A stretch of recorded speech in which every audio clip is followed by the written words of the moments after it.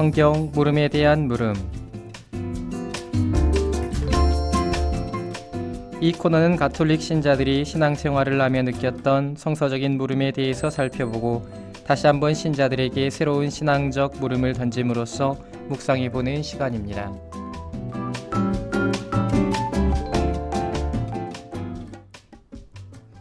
안녕하십니까? 사목국 정규현 시몬 신부입니다. 반갑습니다. 오늘도 역시 무지하게 많이 덥습니다. 바깥 활동을 삼가하시길 바라고, 오늘은 운동할 겸 걸어와 봐야 되겠다 하고 또 오늘 한번 걸어와 봤는데 굉장히 덥습니다. 늘 건강 조심하시길 바라고요. 6월이 이제 지나가고 하루하루의 시간들이 더해지면서 이번 학기도 이제 거의 마무리를 향해 갑니다. 신학교도 방학을 했다고 하고 방학을 한다고 하죠. 그리고 대학교들도 다들 방학 시기에 돌입하는 것 같고, 그리고 중고등학교도 이제 방학까지 얼마 남지 않았겠죠. 그렇게 또 상반기가 마무리되어 가는 것 같습니다. 저도 역시 하나하나 일들이 정리되어지고 있는 와중이고요. 많은 과목들이 종강을 하고, 그리고 이것저것 차곡차곡 정리를 해나가는 그런 시간들이 쌓입니다. 다른 일들은 또 계속 생겨나지만 그럼에도 정리할 것들을 정리하고, 그리고 다시 해야 될 것은 다시 하고, 이런 시간들을 보내고 있는 때입니다. 많이 날이 덥지만 더우면 우리들이 보통 게을러지기도 하죠. 어떤 분들은 더워서 몸에 열이 나면 오히려 더 몸을 움직이고 싶은 생각을 가지신 분들도 있지만, 대부분이 많이 더우면 좀 처지고 쉬고 싶은 그런 생각들을 갖죠. 그래도 우리들이 하느님을 찾는 일만은 결코 소홀히 해서는 안 된다라는 말씀을 전해드리면서 오늘 이야기를 시작하려고 합니다. 오늘은 특별히 PD님께서 조금 짧게 하라고 말씀을 하시더라고요. 너무 길게 하면 안 된다고. 그래서 전 진짜 짧게 하려고 그랬는데 또 그렇게 또 짧게 하면 안 된다 그러네요. 그래서 적당히 짧게 하도록 하겠습니다. 여러분들이 너무 좋아하시는, 또 제가 너무 사랑하는 신부님께서 이 다음 코너를 또 준비하고 계신다고 하니까 기대해 주시고요. 오늘 드릴 이야기는 이 앞전에 제가 성경 소구, 그러니까 서품 성구에 대한 이야기 잠깐 드리고, 그때 서간에 대한 물음이 하나가 더 있었다라고 말씀을 드린 적이 있어요. 구체적으로 그때 들어왔었던 물음에 대해서 제가 정확하게 읽어드리겠습니다. 제가 이런 물음을 받았습니다. 문자로 받았거든요. 서간이 누구의 서간이 있고 누구에게 보낸 서간이 있는데, 누구의 서간은 글쓴이를 지칭하는 것 같은데 누구에게 보낸 서간은 지역 사람도 있고 특정인도 있네요. 여기에 나오는 여러 지역과 사람은 바오로 사도가 만나거나 여행한 지역일까요? 아니면 복음 전파가 필요하다고 판단된 공동체에 보낸 편지인가요? 요약하면 바오로 서간의 목적이나 계기, 서간들이 쓰여진 공통된 이유는 무엇일까요? 이런 바오로 서간에 대한 물음이 있었습니다. 이 물음을 제가 서간을 대충 정리를 해서 이야기를 드리면 되겠다 싶은 생각을 했는데 그러면 안 될 것 같더라고요. 그래서 구체적으로 각각의 서간들이 쓰여진 목적, 그리고 각각의 서간들이 쓰여졌을 때 그 교회 공동체의 배경, 바오로가 활동했을 때 어떤 과정을 만났고 그 과정 가운데에서 선교 활동을 했는데 자리 잡히고 뿌리 내린 그 공동체가 어떤 어려움을 겪었는지, 이런 것들을 구체적으로 하나하나 살피기 위해서는 서간 전체적인 공부를 해야 되겠다라는 생각이 들어서 이 물음에 대해서 어느 서간이 어떻고 이런 것은 정확하게 설명을 드리기가 좀 어려울 것 같다라는 말씀을 드립니다. 그러면서 어떤 생각을 했냐면 서간의 구분에 대한 것만 일단 오늘 이야기를 하려고 해요. 그러니까 이런 거죠. 누구의 서간이 있고 누구에게 보낸 서간, 이런 서간이 있는데, 그러니까 바오로 사도의 로마서 말씀입니다. 이렇게 우리가 독서 때 읽는 거죠. 이렇게 누가 보낸 어떤 서간이 있다라는 것을 우리가 알겠는데, 이게 어떻게 구분이 되는 건가라는 것을 말씀을 드릴게요. 일단 우리 교회에서 복음서 4권과 그리고 그 요한묵시록, 사도행전 이 5권의 책을 제외하고 나면 나머지는 다 서간입니다. 나머지는 전부 다 편지글들이라고 보시면 돼요. 신약성경 27권 가운데에서 5권을 빼면 22권이죠. 22권의 책들이 전부 편지글로 되어 있다는 거예요. 이 22권의 책들은 세 가지로 구분이 됩니다. 뭐라고 부르냐면 이 구분된 세 가지가 바오로서간, 크게 구분하는 거예요. 바오로서간, 가톨릭서간, 히브리서간, 이렇게 세 개로 분류가 돼요. 원래 히브리서간은 히브리인들에게 보낸 편지인데, 히브리인들에게 보낸 편지, 곧 유다인들에게 보낸 편지이죠. 히브리인들 가운데 그리스도인들에게 보낸 편지인데, 이 히브리인들에게 보낸 편지가 원래 처음에는 바오로서간 안에 들어가 있었다고 해요. 그런데 이게 시대가 흐르면서, 초대교회 공동체 안에서는 그랬었는데, 시대가 흐르면서 히브리인들에게 보낸 이 편지글이 바오로서간과 약간 성격을 달리한다라고 해서 따로 뗐습니다. 그래서 바오로서간, 히브리서간, 가톨릭서간 해서 이렇게 세 종류가 있고요. 가톨릭서간은 총 7권의 책이 있어요. 가톨릭서간은 총 7권의 책이 있는데, 이 가톨릭서간의 7권의 책은 어떤 특징을 가지고 있냐면 바오로 사도가 썼다라고 하지 않는 책인데요. 바오로 사도가 썼다라고 하지 않는 책인데, 보편적인 일반 독자들을 향한 수신자로서의 내용을 담고 있는 것, 이게 가톨릭 서간이라고 부릅니다. 보통 우리가 가톨릭 서간이라고 하니까 가톨릭 교회의 정경인가? 라는 질문을 할 수가 있어요. 그런 생각을 할 수가 있는데 그런 것은 아니에요. 그런 것은 아니고 보편적인 일반 수신자들을 향한 편지글, 그래서 가톨릭 서간이라고 부르고, 그래서 이것을 공동서간, 보편서간 혹은 일반서간이라고 부르기도 해요. 이렇게 부르기도 하는데, 우리는 교부들이 처음에 이 서간들을 가톨릭 서간이라고 명명해서 이름을 붙였고, 그래서 우리는 지금도 가톨릭 서간이라고 부르고 있습니다. 우리가 알고 있는 야고보서, 베드로서, 요한서, 유다서, 이 책들 이렇게 1, 2서, 1, 2, 3서 이렇게 하니까 총 7권의 책이 되죠. 이게 가톨릭 서간이고, 나머지는 모두 바오로서간이라고 부릅니다. 모두 바오로서간이라고 부르는데, 이 바오로서간도 깊이 있게 들어가면 바오로의 옥중서간, 친필서간, 가필서간 등등 굉장히 많이 분류를 할 수가 있어요. 원래 바오로 사도는 당신이 쓴 편지글이 모두 정경이 될 거다, 경전이 될 거다라고 생각하고 쓰지 않았어요. 어떤 공동체의 특별한 목적, 당신께서 선교 여행을 떠난 그 공동체가 자리 잡은 과정 가운데에서 일어나고 있는 문제점들, 또 신앙에 있어서의 어려움들, 그런 것들을 해소하기 위해 바오로 사도께서 당신의 신학이나, 그리고 당신께서 가지고 계셨던 믿음, 그리고 당신이 구약 성경부터 예수님의 삶까지를 묵상하고 풀이한 그 신학적인 과정들을 설명해 놓고 풀이해 놓은 그 편지글들이 바오로 서간이라는 이름으로 남아있는 것이고요. 바오로 사도가 직접 쓰지 않은 서간들도 바오로 서간이라는 이름을 가지고 있어요. 바오로의 신학을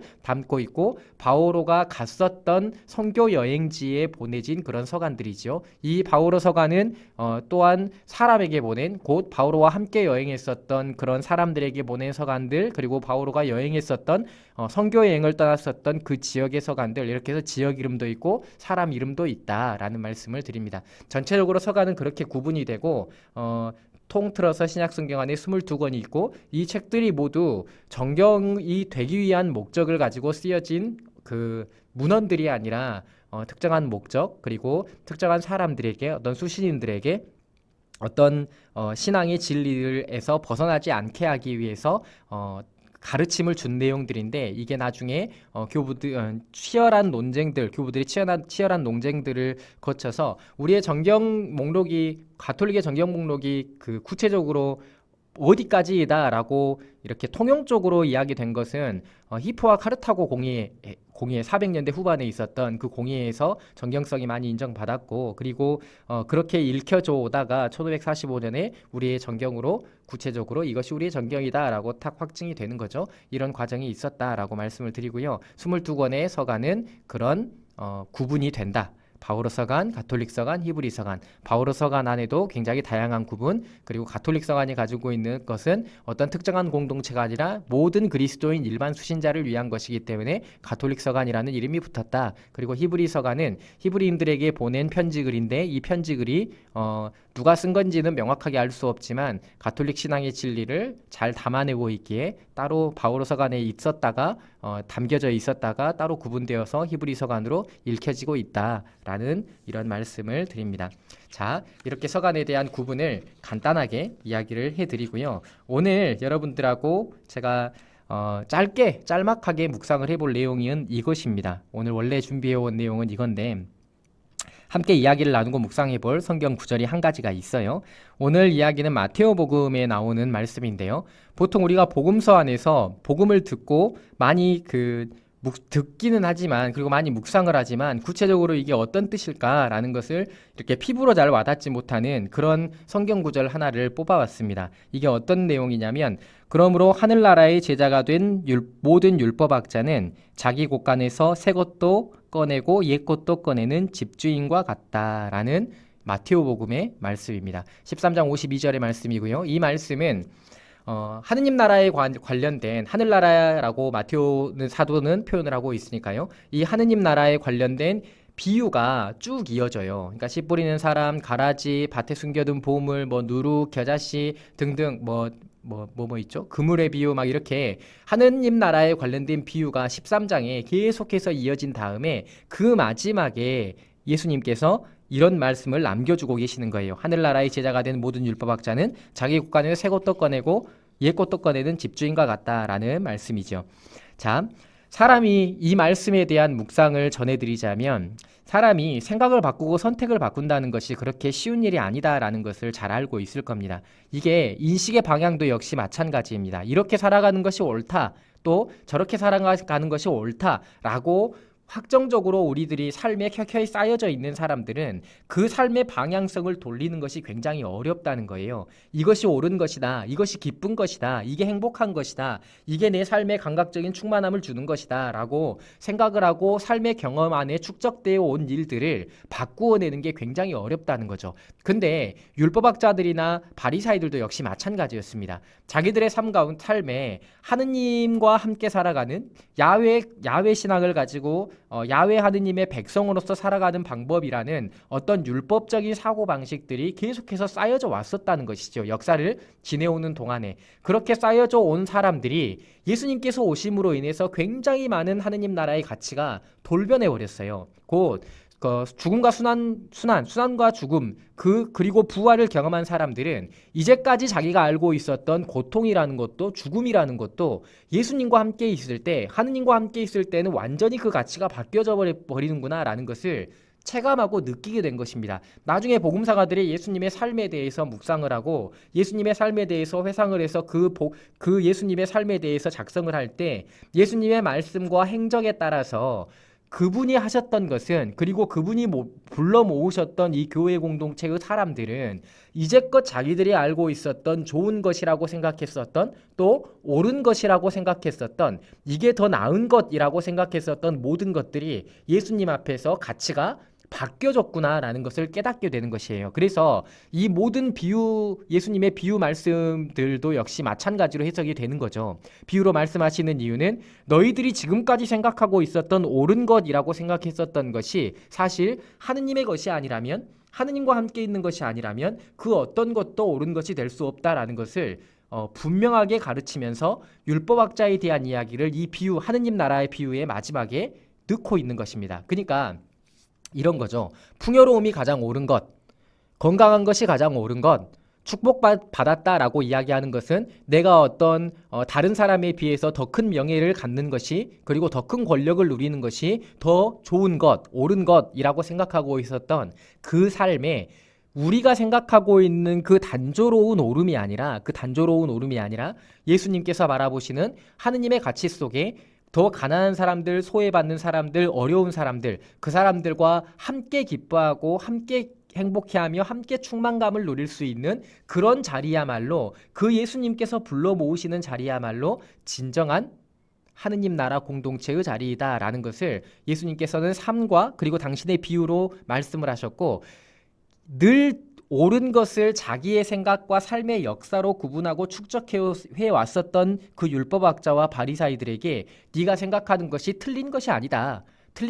다만 너희들이 생각하는 것이 틀린 것은 아니지만 지금 새롭게 너희들 앞에 펼쳐지고 있는 새로운 이 가치의 전환을 받아들일 수 있어야만 한다. 곧 하느님과 함께 살아가는 그 정의로움과 옳음을 살아가는 것이 필요하지만 그것에 더해서 예수님께서 가르쳐 주신 그 진정한 사랑의 원리, 그 사랑의 방식, 그리고 예수님께서 가르쳐 주신 그 복음의 방식을 따라 살아갈 수 있는 새 것도 역시 살아갈 수 있어야만 한다라는 게 이 마지막 말씀의 대목이라는 것이죠. 그래서 이 복음을 보실 때 율법학자와 바리사이들에게 하느님 나라에 대한 것을 말씀을 해주신 다음에 그들이 살아왔었던 삶의 방식을 송두리째 부정하는 것이 아니라 그들이 살아왔던 삶의 방식 안에 하느님을 찾고자 하는 그 마음을 남겨둔 채 진짜 하느님을 찾는 것이, 진짜 하느님과 함께 살아가는 것이 그들이 이제껏 삶의 역사 안에 체감하고 느꼈었던 것만이 아니라 예수님께서 말씀하시는 완전히 새로운 가치로의 인식의 전환, 이게 포함되어져야만 하는 말씀이구나